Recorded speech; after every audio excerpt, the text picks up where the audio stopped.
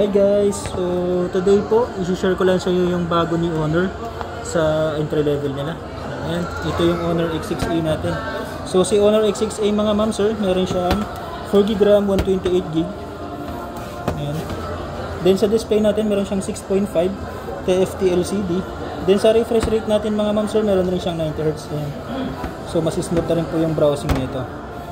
Then sa camera po, meron siyang 50 megapixel. Ayan. Triple camera naman siya.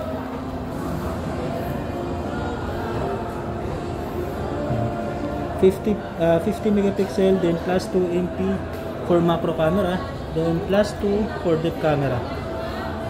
Then sa front camera niya mga ma'am sir, meron siyang 5 megapixel. Ayan. So hindi natin siya matitest yung ano niya, camera kasi ano lang to, dummy phone. So kung may unboxing ako by next day, ipapakita ko sa inyo yung camera niyan. So sa battery, meron tayong 5,200. Ayan. So mas pinakunat yung battery nito kasi yung X6 natin hanggang 5,000. So ito naman sa kanya 5,200.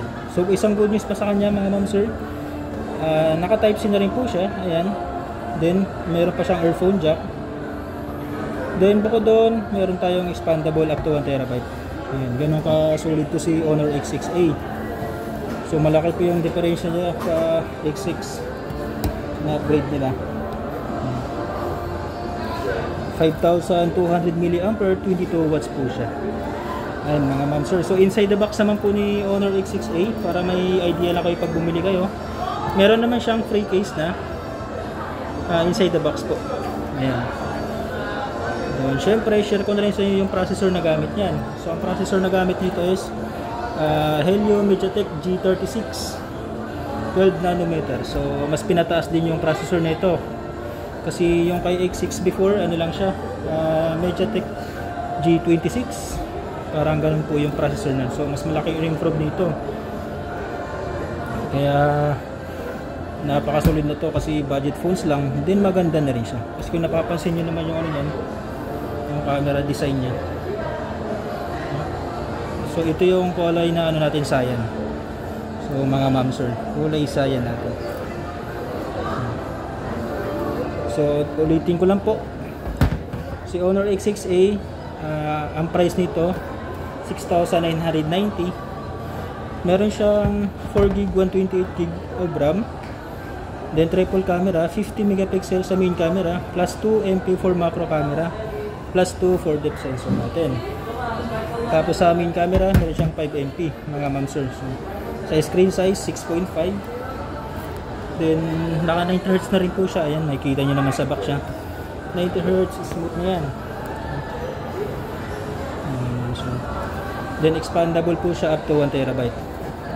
So pag napuno mo 128, pwede ka maglagay ng memory card mga ma'am sir. Type C, then meron pa siyang earphone jack.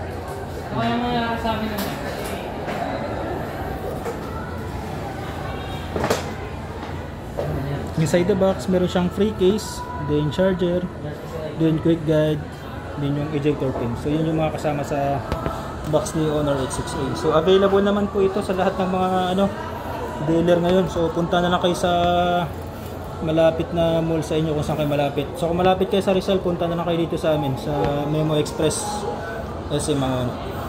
Yan mga ma'am sir. Pwede naman tayo dito installment mga ma'am sir. Complete credit card. Napakaganda talaga nitong Honor X6A mga ma'am sir. Sa halagang 6,990 lang. Napaka-elegant yung kulay niya. So para sa akin, para din siyang premium design niya. Sa bigat niya mga ma'am sir, meron lang siyang 188 grams. So hindi siya ganong kabigat. Yun sa kapal naman niya, 8.4 mm. Ayan. So available na po ito sa lahat ng store natin mga ma'am sir, si Honor X6A. So yung mga nakabili ng Honor X6 before, so pwedeng i-compare yung specs nito. Mas maganda po ito compare natin doon.